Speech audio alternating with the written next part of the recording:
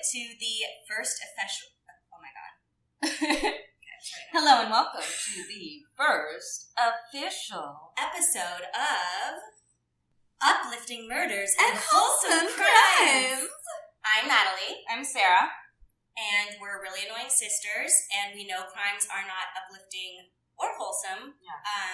It's an inside joke. You'll be a part of it. You'll see. It's a stupid joke. It's that stupid. We think is funny because we think we're funny. Yeah. We think we're funny. We think we're so funny. We'll see if you agree. Probably not.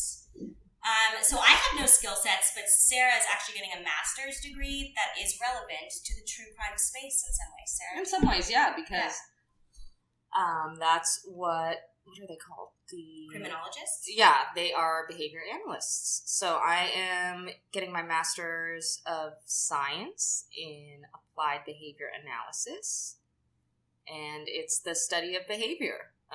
It's, within the psychology department of things. Yeah, so we're going to be doing some super professional, deep psychoanalysis of these. No, I mean, we are going to be talking about it after. So basically, how this is going to go is me, Natalie. I will be kind of telling Sarah the story of a specific serial killer or criminal. In this case, we're going to be talking about Dennis Rader, otherwise known as BTK. Mm-hmm. We're going to be calling him Dennis throughout the episode because he wants to be called BTK, and we're not giving him that satisfaction. No, we're absolutely not giving him that. So I'm going to do my best. Dennis, yeah, Dennis. So we're going to be talking about Dennis. In certain instances, I will have to call him BTK because of how he's, we'll see. You'll understand. And I might slip up and actually call him that. Dennis. But Dennis is his name. And we're not going to give him this satisfaction. So this is most likely going to be more than one part because, we're both English majors and I accidentally did 20 pages of research on it. A light bit of 20 pages of research on BTK. I'm sorry. Of Dennis. Just some preliminary research. Some preliminary research on Dennis. I watched an hour and a half episode of Snapped. Great show, read a lot of articles. So I think what we're going to do is start with his early life, his first crimes, and then little baby Dennis. Little baby Dennis. We'll see how interesting it is. He's not like the rest that you would expect. He's not like the rest of them. He's different. He's different. But so we're going to talk about his early life, and then we'll go into his initial crimes. And then depending how crazy detailed I get with it, talking to you about it, we'll either finish it up with his, trial, conviction, and then analysis of his behavior in this episode, or we'll do part 2. So yeah, stay tuned, guys, for part 2 if that ends up happening. Okay. Dennis Lynn Rader. Can we also talk about how Tomb Raider? Well, can we also talk about how serial killers always seem to have 3 names, like John Wayne Gacy? Yeah. I feel like that's a thing. There's another one other than him with 3 names, though. I can't think of it at the moment, but it is a thing. Trust me, everyone will know and be like, how are you not coming up with another one? Okay. Stupid. You put me on the spot. I wasn't ready. Stupid. So, okay, ready. So, Dennis Lynn Rader was born in Pittsburgh, Kansas on March 9th, 1945. Pittsburgh, Kansas? Yeah, this takes place in Wichita. So, he was the oldest of 4 sons to William and Dorothea, which is kind of like an old school icon like that. Anyways.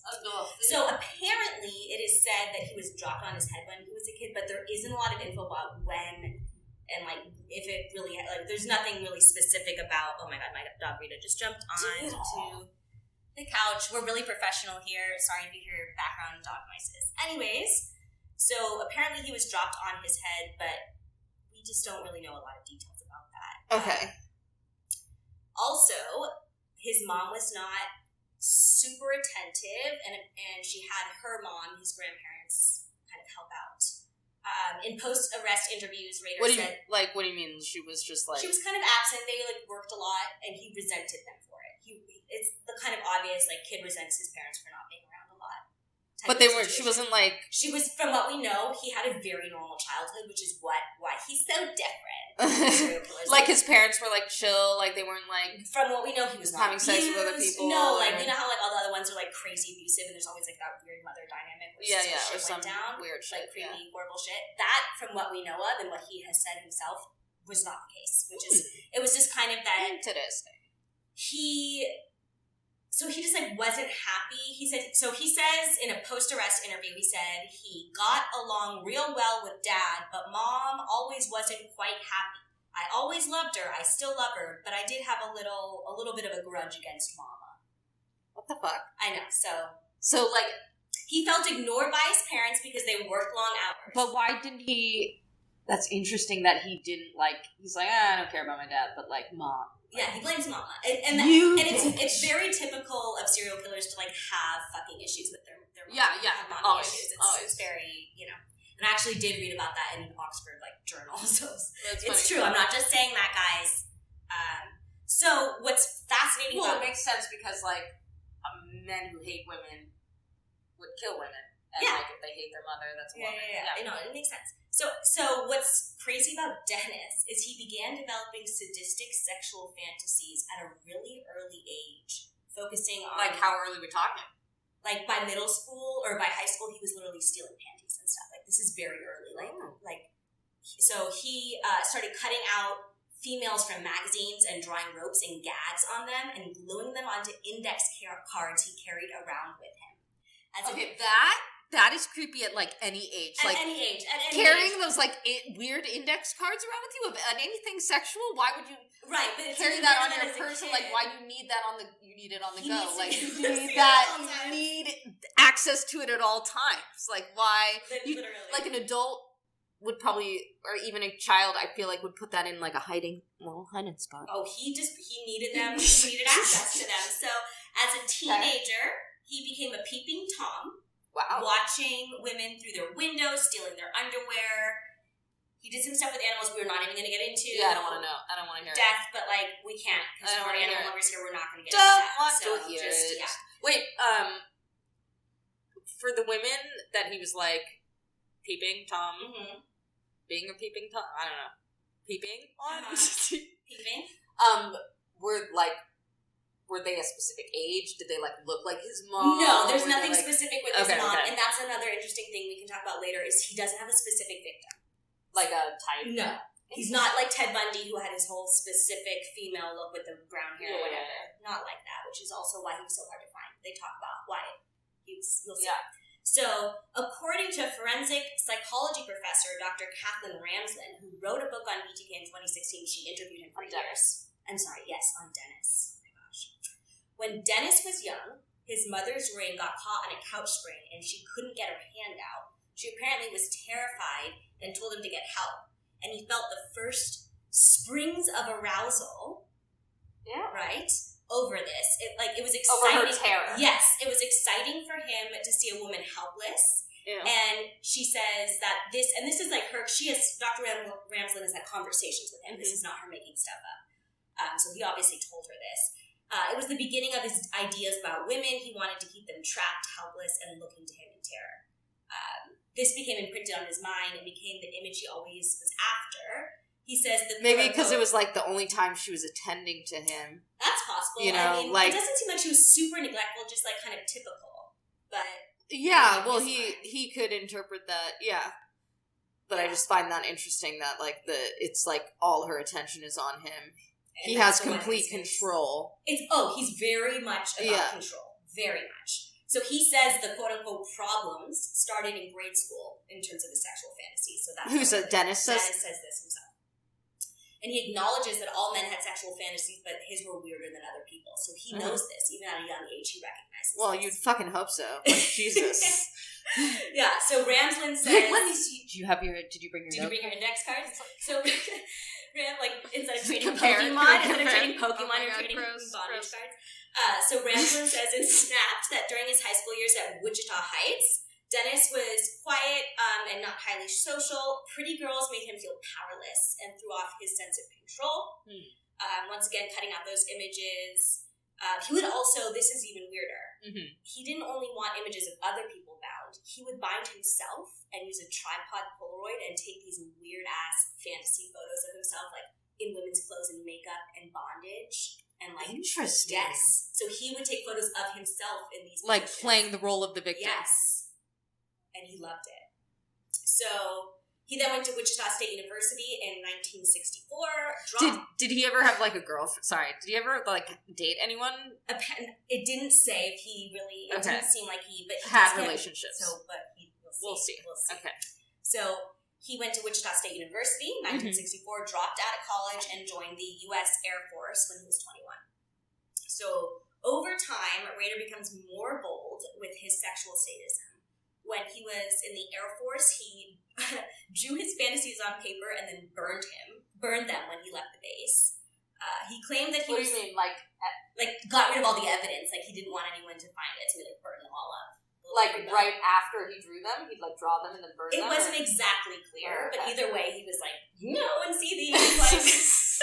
Okay, so like, that's better than the index cards. He's learning. Oh, sure. Yeah, I guess you could say that's better. He claimed that he was into prostitutes, but they didn't want to do bondage. He also broke into homes and stole underwear, so kind of same. Yeah. Was he peeping? He took trophies and would place them around Wichita for easy access, which he called "quote unquote" hidey holes. Ew. He called his little trophy hideouts hidey holes. That's so gross. And all over the city. So eventually his voyeurism, his voyeurism was heebie-jeebies. Keeping him satisfied, but we'll see it soon's not enough for him. So he went to church with his parents in his mid-20s where he met Paula. They went on a few dates and he shortly asked her to marry him. Jesus. She said yes, and they married in May 1971 when Dennis was 26 years old. Babies. So they have a son in 1975, a year after his first murder in 1974. Wait. And I'm just giving you context overall. Okay. We'll get into it, but I just want to say this so you have a picture. Okay. So they have a son in 1975, a year after his first murder in 1974, which we will go into, and a daughter in 1978 in the middle of his other killing. So this man is a married man with children committing crimes. Cosplaying as a family man. Yes. And that's what made him so impossible to find. Because they profiled him incorrectly. We will go into it.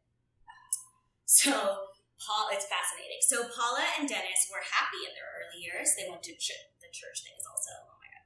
They went to church regularly, and they had a routine life. This did not last long, though, because Dennis got laid off of work, and they lived off of Paula's salary. What did he do? He had odd jobs. He didn't really have a real career. And this obviously made him feel very emasculated and worthless, and made him angry and depressed, and he slipped back into sadistic fantasy. He probably also fucking hated that a woman. Oh, I'm sure. The woman was making the money and carrying him. God forbid, and carrying the weight. When she should be probably just taking care of the house. Yeah, do your job. Just do your job. Just be a housewife and shut up. Just do it. So this was, he felt like he had lost control of his home life. Poor Dennis. We feel so sad for Dennis. It's so sad. So the note cards were just not cutting it anymore. He would start following women in supermarkets into their cars and would envision capturing them and tying them up. Ew, he wouldn't go in their cars, but he'd follow them to their He'd follow them to their cars. Yeah, he called it trolling, which is gross. You can't use that word because we like that word for the internet. But that is. I know it's gross. Anyway, so because he had nothing else to do, his fantasies became more and more elaborate. By not having this job and a distraction, he just really got involved into these fantasies. Yeah, he has no outlet for it. It was during this time that he dreamed of becoming the biggest serial killer of all time. So he's an egomaniac. He heard of the headline-grabbing killers like the Boston Strangler and Manson, and he wanted that attention. He was jealous of the fame, and he wanted the ego boost. The function of the behavior, I'm going to say, is attention. Sarah pulling in her master's degree. Okay, so he was an egomaniac, and the need for the fantasy to be real could not be stopped. He just could not. So the first murder occurred on January 15th, 1974. And Dennis says these victims were, quote-unquote, projects. And once you, quote-unquote, lock in on a certain person, that's the victim, quote-unquote. Wait. Yes. So he called his victims projects. So the first murders, as I said... murders? How many are we talking? Can you give me a number for the beginning? Murders? It's a family. Yes. So the Otero family. And this is what's so interesting is his victims are not, like I said, they don't follow a certain kind of type. Yeah. His future victims, I mean, they tend to be women, but obviously, it's misogyny. Yeah, but this is really sad. So, the murders occurred on January 15th, 1974, and he had targeted this whole family, and it is said that he was actually kind of focused on the daughter, Josephine, 11-year-old. Oh, 11? Yeah, so the husband and wife were Joseph and Julia Otero, and their 2 children, 9-year-old Joseph Jr. and 11-year-old Josephine. And he committed the crime in the morning, like in the middle of the day, while some of the kids were at school, like this, in the middle of the day, in a normal little community. He attacked them in their home. So, like, wouldn't their kids be at school too then? So you'll say, come home to. So when Dennis was trolling for potential victims, the first 2 that took his eye were Julie and Josephine. He had seen them pulling out of their driveway one day and became fascinated with Josephine, which is like so fucking sick. Just like, oh, you're so and also Dennis. Like terrifying. Yeah, completely. Utterly terrifying. He knew that this was the middle of the day. He could tell the family had a dog. This was a high risk crime, and he still did it. He still did this. So, according to Rader, he snuck into their detached garage. He had also cut their phone lines, which is so, like, scream to me. You know what I mean? It's like, so creepy. Wait, when, like...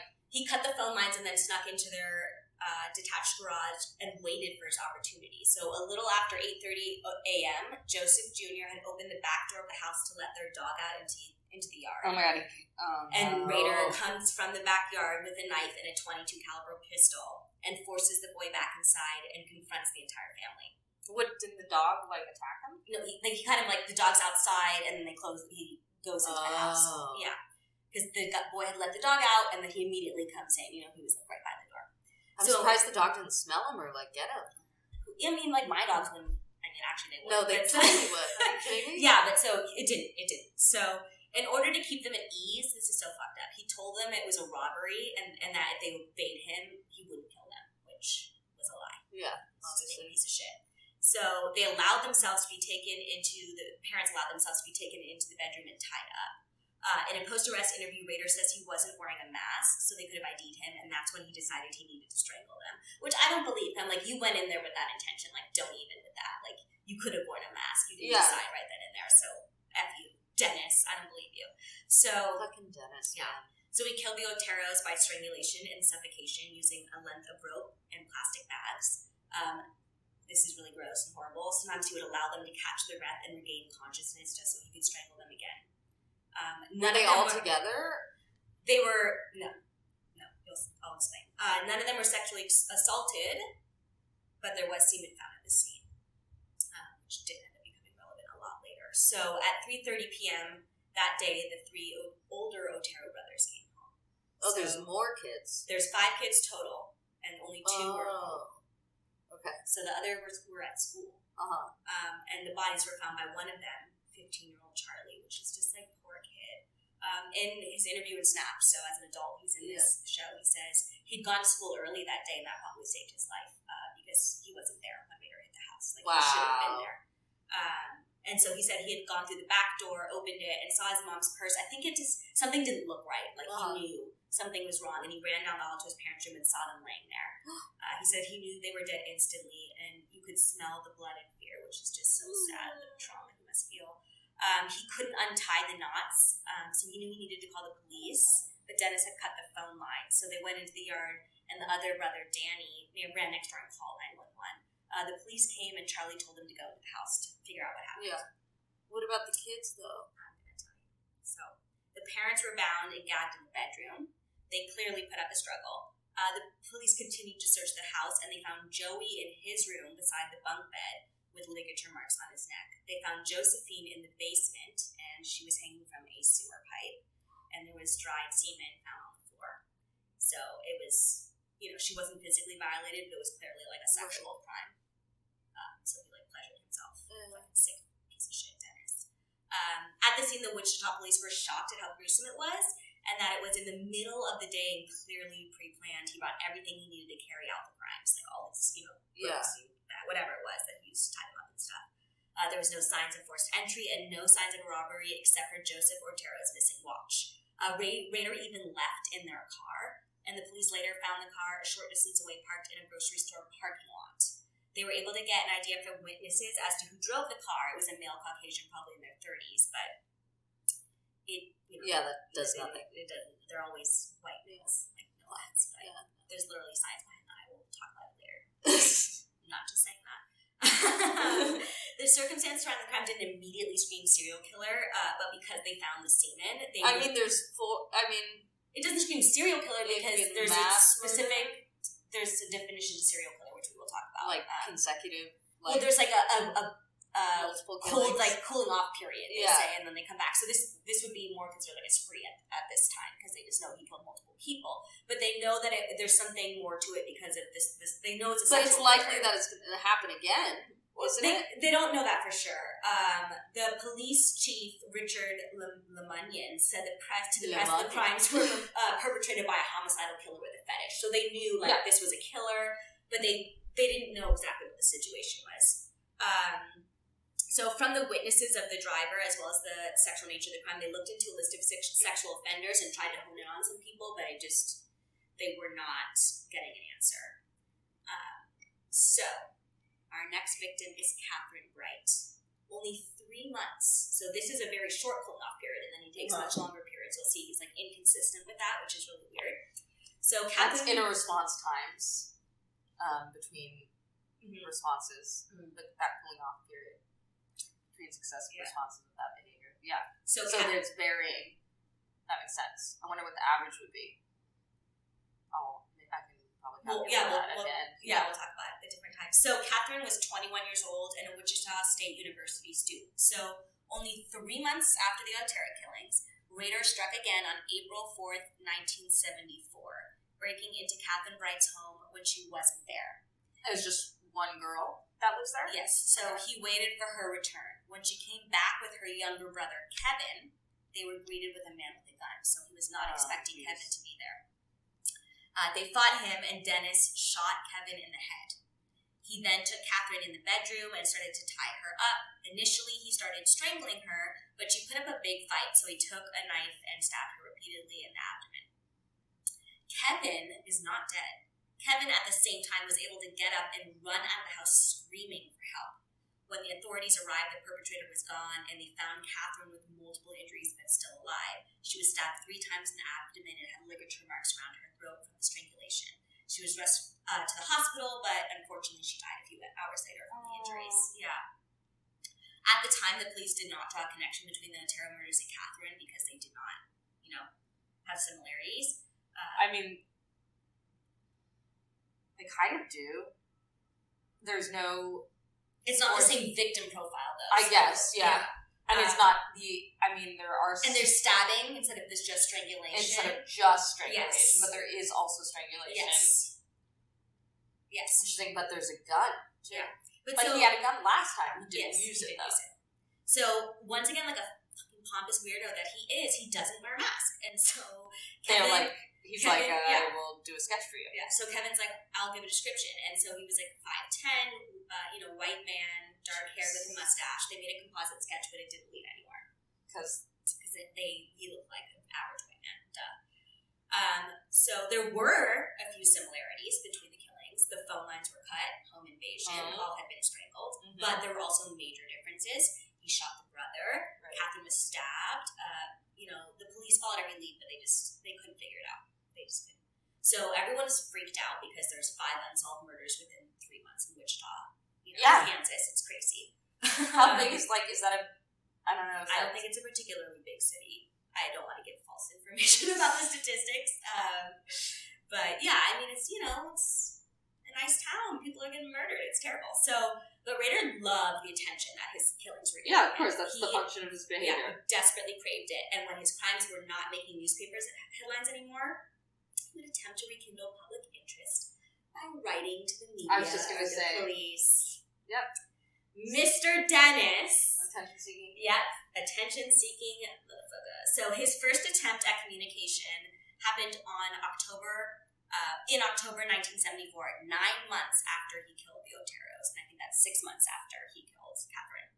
So Rader contacted the Wichita Eagle anonymously. He told them, this is so ridiculous. He told them to look inside of a specific engineering book at the local library where they found... One of his fucking hidey hole bullshit. Oh my God. Where he found a letter whose author claimed to be responsible for the Otero murders, while also dismissing the other suspects as just losers, they're not the real deal. The real shady. Yeah, literally.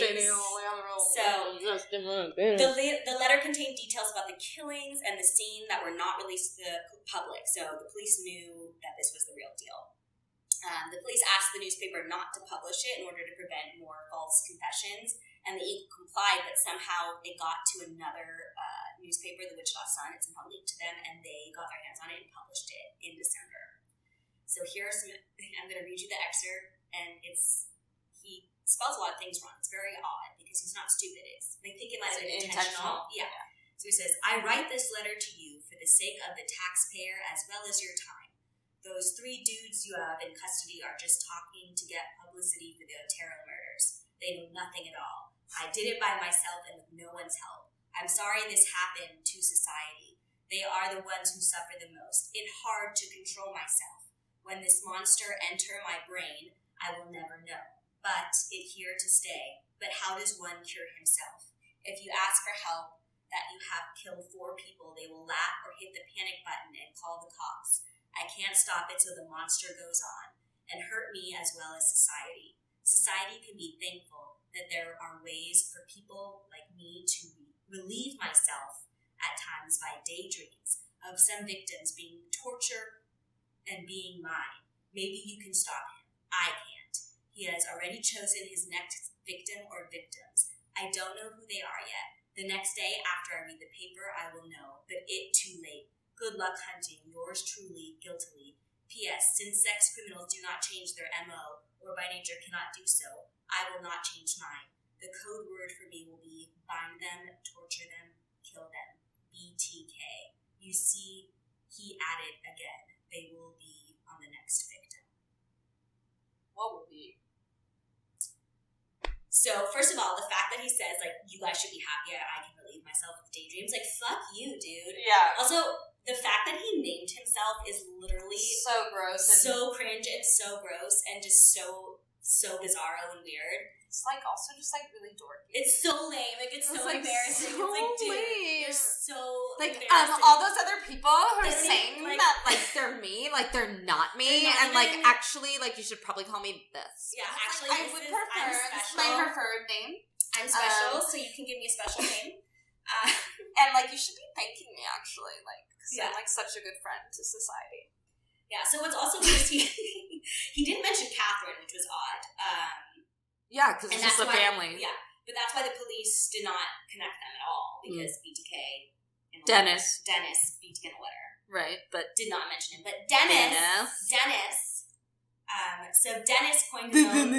Dennis coined his own serial killer name, which is the lamest shit I've ever heard. With that, could you be weirder, dude? Just be more of a creep. So, unfortunately, it stuck. Because I've heard that. I've heard of it. I've heard of that. And apparently, Catherine Ramsland says in Snapped, the professor who had interviewed him, the doctor, that when he wanted to become a famous serial killer, he had, quote, he wanted a really interesting, sexy, powerful name. What? Yeah, that's what he wanted, and so he came up with that name. And I'm just dude, your name is Dennis, and you're married to Paula, and you're living a normal life. But you're also your mother's name is Deborah. Yeah. No, Dorothea. Dorothea. Whatever, same shit. Yeah. You know what I'm saying. So, Rader stops for a few years. Years? Yes. Wasn't the other one, weren't the other ones months? Months between each other. Yeah, you'll see it's so bizarre. There's no consistency with him. He has a son with his wife, as I said before, in 1975. So that was a year after his first murders. So Dennis was excited to be a father, and his fantasy life kind of went on the back burner because he was really busy with his home life and his job. He was working at ADT Securities. He was fucking going inside people's homes and installing security systems. Oh, Jesus. Oh my God. That's my worst. That is the nightmare. worst. That's the person that you probably shouldn't hire, like, for that job. Yeah, it's literally the one person that should probably not. It couldn't be a worse nightmare for me that the guy installing your security is a serial killer. So, but that's for real. That's not a movie. Like, that's actually, that's real. So, great. Good to know. So some criminologists think that this was why he was able to lay low for 3 years, because he had this power going into these people's houses, and they think that kind of was able to satiate him and kind of satisfy him. Right, like he didn't have to. He was able to get that reinforcement without going full throttle. He had access. Less response effort. Yeah, so he had a lot of access and didn't have to do the same thing. So it's his replacement behavior.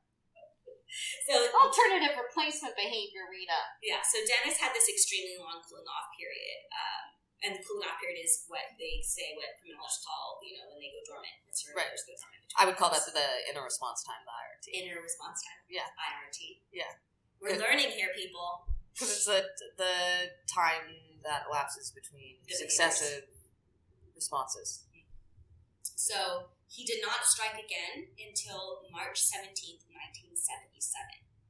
Damn. So 3 years after his first killings. That's crazy. Yeah. He attacked Shirley, I don't know if it's Vianne, in her home. She was there with her 3 children, all under the age of 8.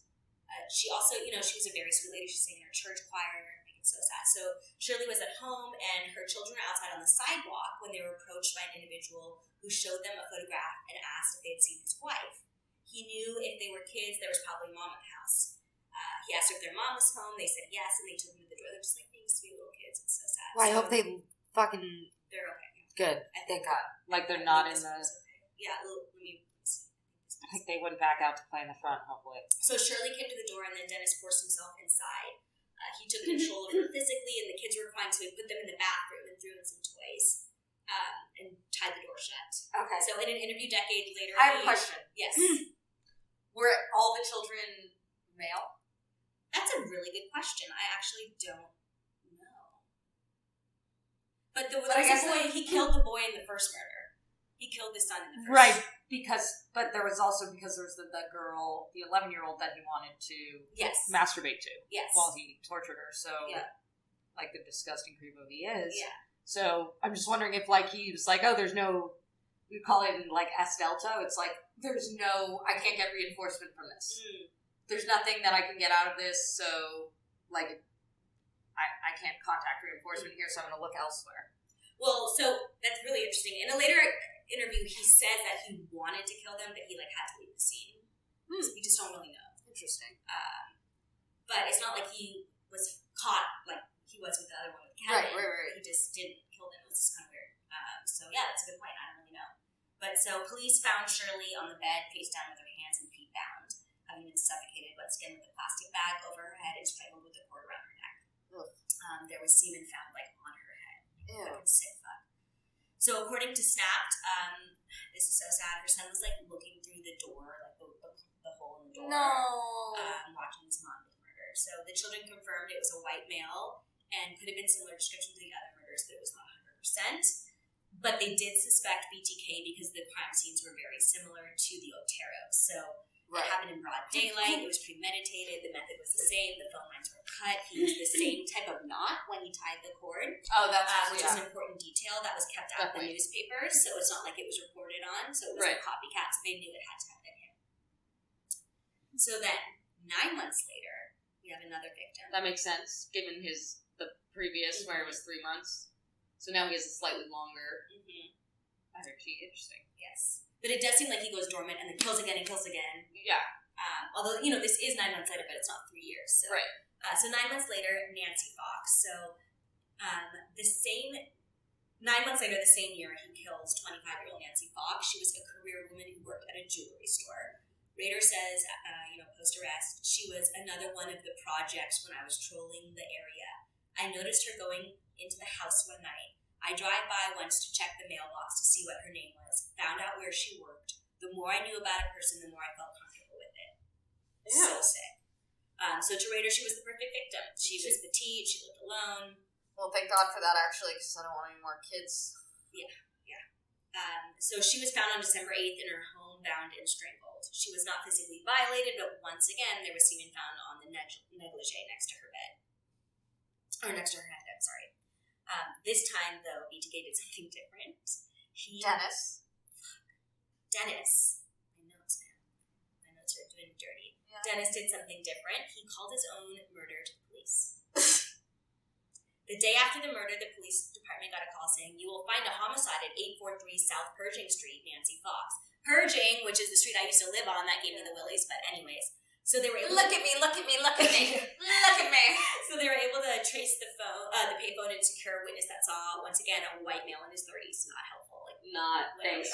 Thanks for nothing. Thanks for that. So the police figured that Dennis wanted to make sure he got the credit for it. He was obviously obsessed with being recognized as the quote-unquote BTK killer. Attention.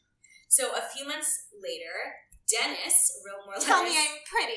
Dennis wrote more letters to the media. So he's just writing them. He's just like, I want all the attention. I want all the attention. Tell me I'm pretty. Yeah, literally though. So he sends a letter to the Wichita Eagle Beacon on February 10th, 1978. It contained a poem he titled, "Oh, Death to Nancy," and states that he murdered 7 people, not 6, taking credit for Catherine but not naming her. Mm-hmm. He also, Sarah, oh my god, you're gonna die. He also talks about quote-unquote Factor X, which drove him to kill. It was his... That's the lamest shit I've ever heard. Yeah, literally. Fucking Factor X, which drove him to kill. It was it's the Factor X? Yeah, it was the Factor X. The Factor X made me do it. It was not his fault. It was Factor X. It was his dark side and something he had no control over. So in a post-arrest interview, he says, "I personally think it's a..." Oh, this is in quotes. "I personally think it's a... And I know it's not very Christian of me, but actually think it's a demon that's within me." At some point in time, it entered me when I was young, and it basically controlled me. And did people take him seriously? I mean, come on. A lot of serial killers have said that as an excuse before in criminology. I think it's like such like a white man thing to say. So he uses the term Factor X to describe this demon, and criminologists say it's a way for him to kind of elude what he's done and distance himself from it. Another says they think it's, another criminologist says they think Factor X is like a drug for Dennis, and Dennis is a drug addict, and he needs that fix. And when the urge comes, there's no denying. He just loves talking about himself, and he loves hearing his own bullshit. Yeah, he wants everyone else to lick it up. Yeah, he wants everyone else to lap it up just the same way, and so he's making up these stupid terms that some people are like, "Oh, that's so interesting. Oh, interesting. Let's talk about Factor X." So in this fucking letter, he says, "So let's talk about Factor X." So in these messages, he says, "How many do I have to kill before I get my name in the paper or some national attention? My dude is desperado for attention. Seriously, my dude needs to relax." Dude, he's coming on really strong, really, too strong. A lot. Still, it's a lot. It's a lot, we could say. So. After these messages, the police knew Arlo was moving. I have 2 dogs, and they're just reading. He doesn't like it. It's a lot. It's a lot. He's offended by Dennis's messages. I understand Arlo. Is he going to drink water? He's just going to drink water, and you're going to hear that, guys. Or I'm going to be able to edit it out. We will see. Or you'll be like, "What is she talking about?" Or can you get back to the story? Thanks. Okay. I will get back to the story now. So after these messages, the police knew Wichita had a full throttle serial killer. Yeah, and they knew he would kill again. And the police held a press conference and alerted the community that there was a killer among them, and everyone was losing their minds. There's a killer among us. Among us. Oh my god, we're screaming and we're gonna ruin the audio. We can't do that. Okay. I'm sorry, I'm a screamer. Yeah, same. So in June 1978, 6 months after Nancy Fox was killed, Dennis Rader had his. So we have 3 years, 9 months. And then 6 months? But this is his having his daughter. It's not another. Oh, okay. So wow, that's weird though. Right? So only 6 months after he murdered a woman. He murdered a human being. Yeah. He murdered her, and then he procreates with his wife and has a daughter, and he names her Carrie. So during this time, the police, they think he went dormant because he was occupied with his family life. That's what criminologists think, or not police. I'm sorry, criminologists think that the reason he's inactive after this is because of the birth of his daughter. So I don't know. I feel like if he needed it and wanted it, he'd make time for it. He'd find a way. But they're saying he didn't because he was kind of busy with his life and didn't needed, I guess. No, I think he's still... Well, they say he was able to sustain himself with autoerotic fantasies and the trophies he had kept from his previous killings, and that satisfied him. You know how we took those weird photos and shit? Yeah. So I guess they're saying his previous... Yes. I wonder... Yeah. I mean, he did take off 3 years before. So. Yeah. That's what's so weird about him, and that's why they couldn't find him for so long, because they literally could not figure him out. He's kind of an enigma. Like, he's very odd. So the police assembled a task force. Unremarkable. I don't think he's... He's unremarkable. I agree with that. But his behavior is not... His behavior is interesting. Yes. Because it's not necessarily the norm. Exactly. But he is an unremarkable human. Yeah, he's a loser. We can be very clear about that. So the police assembled a task force that compiled a list of hundreds of suspects, and they slowly whittled them down to literally none. So after 2 years with no success, the task force was disbanded, and with no leads, the case went cold. So they do a task force for 2 years. They 2 years. Does he not kill again in those 2 years? Okay. He doesn't kill for times. So many began to believe that Dennis, but they don't know who's Dennis, so that BTK was gone from Wichita. Whether he was dead, disabled, in prison for something else, because he was a compulsive, killer. They could tell from his crimes that he was a psychopath, that he would never willingly stop. Yeah. Because they didn't think so. Right. But this was clearly not true. They had also profiled him incorrectly. So back then, the police believed that he was still if he was still active, he must not be married and probably only had superficial relationships with women. So essentially using kind of other well-known serial killers to profile him. But Rader was there, blending into the community and serving as a Cub Scout leader, a compliance officer, and even a council member of the Christ Lutheran Church. BTK goes dormant for 8 years. Damn, that's long. It's much longer than 3. And that is where we are going to leave it. Part 1. Dun, dun, dun! So, next week, the next time we post, part 2, we are going to discuss his final crimes, his eventual capture, which will make you majorly LOLs. Okay, I'm excited. I am excited. So also because, this earlier shit has already made me LOL. Just because he's redonkulous, right? Yeah, it's so lame. It's so but the way he gets caught, Sarah, is the most. It's so boomer. I can't. You're gonna die. It's amazing. So he's just such a loser. He gets himself caught. It's amazing, and that's what's uplifting about this murder. Is he essentially gets himself caught. He's so lame. And it's very uplifting. So attention seeking. It's very uplifting how he gets caught. Yeah. So you guys are gonna like that. I need that. We will. Oh, and also I do want to talk about some psychological kind of articles I read about him, and I wanted to talk about the definitions of serial killers and their MOs, and then talk about it in reference to him based off of this journal I read from Harvard or Oxford, whatever, a legitimate scientific journal. So that's what will be in episode 2. So we hope you guys liked it and were able to tolerate us. Yeah. And I hope you like us. Like us. You really like us. Okay, or don't, it's we'll fine. be back soon.